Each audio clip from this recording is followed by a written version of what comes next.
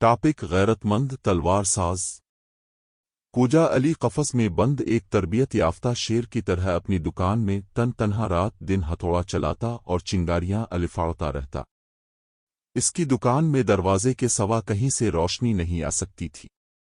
जिस्मी तौर पर वो एक तवील कामत, चौड़े चकले पहलवान की तरह था। पंजे भारी और बाजू कवी थे।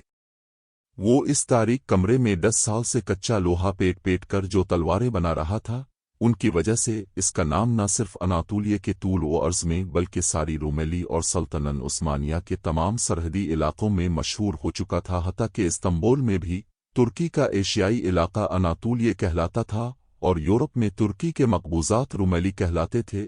यानी चरी सिपाही वो खंजर, तलवार और नेज़े खरीदते थे जिन पर अमल उस्ताद अली लिखा होता था।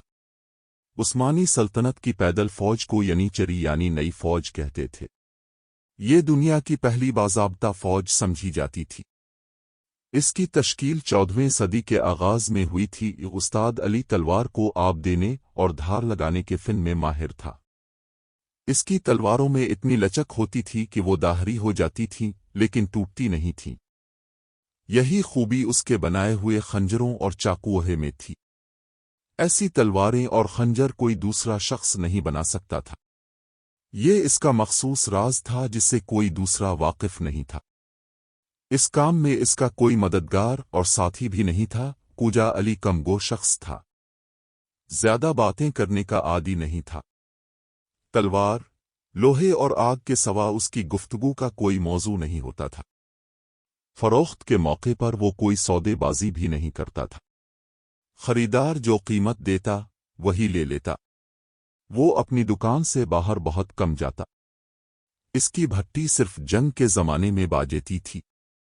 इस मौके पर वो दरवाज़ा बंद करके ताला लगा देता और गायब हो जाता।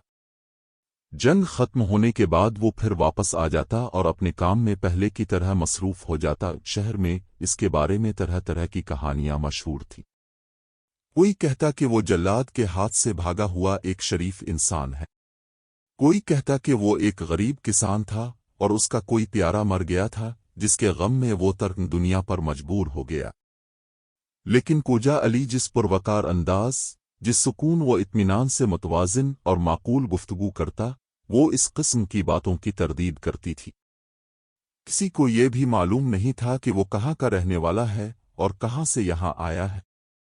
लोग सिर्फ ये जानते थे कि वो मोटे से मोटा और सख्त से सख्त लोहा हथौड़े से पेट कर मुक्की के पते की तरह बारीक बना देता है और अपने फ़न में माहिर है। लोग ये भी कहते साने गए थे कि उसे जुल्फ़िकार का राज मालूम है।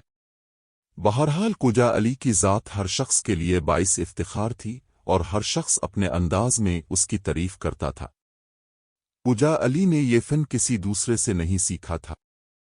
वो खुद इसका मूजिद था। जो लोग इससे ज्यादा वाकिफ थे उनका कहना था कि कूजा अली अभी 12 साल की उम्र का था कि किसी ने इसके बाप को कत्ल कर दिया था।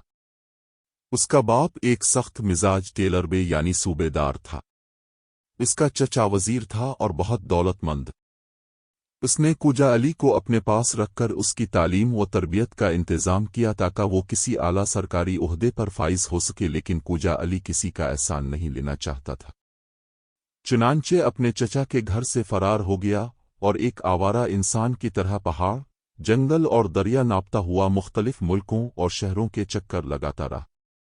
आखिर में मशरकी तुर्की के शहर अर्ज़न रोम में वो एक बूढ़े लोहार के पास मुलाजिम हो गया। 30 साल की उम्र तक अनातोलिया में कोई ऐसा शहर नहीं था जहां उसने कुछ दिन न गुजारे हों। लेकिन इसने किसी के आगे सर नहीं झुकाया, किसी का एहसान नहीं लिया।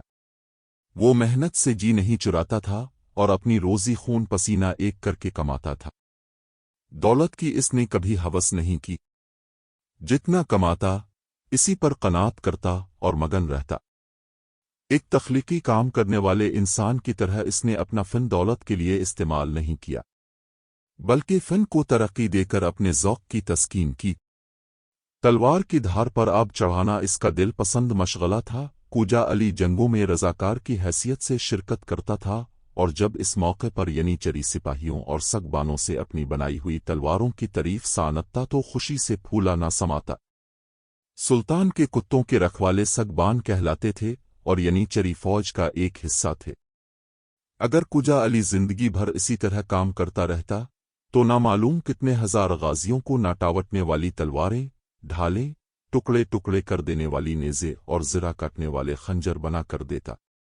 وہ جب کام کے وقت اپنی اس خدمت پر غور کرتا تو دل ہی دل میں خوش ہوتا، چہرے پر مسکراہٹ آ جاتی، سندان پر ہتھوڑے کی رفتار تیز ہو جاتی اور ہر طرف چنگاریاں الفاڑنے لگتی۔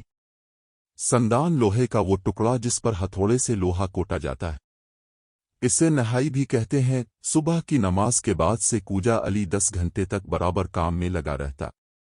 وہ کبھی ہتھوڑا چلاتا، کبھی لوہا بھٹی میں ڈالتا اور کبھی اسے ٹھنڈا کرنے کے لیے پانی میں ڈالتا۔ آگ کے شعلے بجھنا شروع ہوتے تو انہیں بھڑکاتا، اذان کی آواز کان میں آتی تو کام بند کر دیتا، ہتھوڑا رکھ کر پسینہ پونچھتا، دروازے پر آتا اور ایک چادر کندھوں پر ڈال کر باہر نکل جاتا۔ دکان کے دروازے پر تالا ڈالنے کی ضرورت اس نے کبھی محسوس نہیں کی، بس دروازہ اچھی طرح بند کر دیتا اور میدان میں واقع مسجد کی طرف روانہ ہو جاتا۔ اس نے اکثر عصر کے وضو سے مغرب کی نماز پڑھی، ایسے میں وہ صرف ہاتھ دھونے پر ہی اکتفا کرتا۔ مسجد شہر کے ایک کنارے پر واقع تھی، اس سادہ سی مسجد میں صرف غریب طبقے کے لوگ ہی آتے۔ منار میں سڑک کی طرف ایک چھوٹی سی کھڑکی تھی، مؤذن اسی سے سر باہر نکال کر اذان دیتا تھا۔ ایک دن قجا علی مغرب کے وقت مسجد میں گیا تو اس نے وہاں معمول سے بہت زیادہ لوگ بیٹھے دیکھے۔ روزانہ مسجد میں صرف 3 مشعلیں جلتی تھیں، لیکن آج رمضان کے مہینے کی طرح ہر طرف مشعلیں روشن تھیں اور لوگ دروازے تک بیٹھے ہوئے تھے۔